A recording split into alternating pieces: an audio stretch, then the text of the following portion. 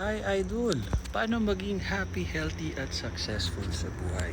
Para maging happy, healthy at successful sa buhay, always God first. As kung sino yung mahal mo, asawa mo, girlfriend mo, boyfriend mo, loyal ka dapat dun. Kung ano yung pinapakita mo sa kanya sa unang araw na nagkagusto sa kanya, nag-date ka, binibigay mo ng flowers, hanggang sa nag-propose ka, umuo siya at nagpakasal na kayo at may anak na kayo, dapat ganun pa rin ang pagmamahal mo sa kanya. Hindi yung porket asawa mo na siya, utos-utusan mo na lang, babaliwala mo na lang, uunahin mo na lang bumarik o ibang tao, wag ganun. Huwag kayo magbagong pasama. Dapat lalo kayong tumibay, maging team kayo. Kung baga ilalabas niya yung best sa'yo, ilalabas mo yung best sa kanya. Sa mga nagsasabing pa ulit-ulit, mag-shave ako, hindi pwede, may trabaho, kontrabida tayo, alam ko maasar kayo, gano'n talaga pag muli kontrabida.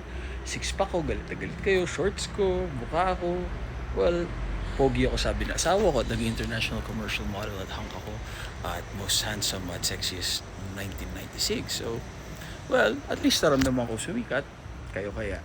Pero tandaan nyo, walang manlalait o magbabash na nasa taas nyo na mas successful, lagi nasa baba. So ang gawin na natin, pagdasal natin na mahanap nila yung happiness nila. At ikaw na nagbabash kung ano man ang trabaho mo at kalagayan mong pangit sa buhay, lalo yung papangit pati itsura mo, kailangan maging mabuting tao ka. Hilahin mo pataas ang kapwa mo.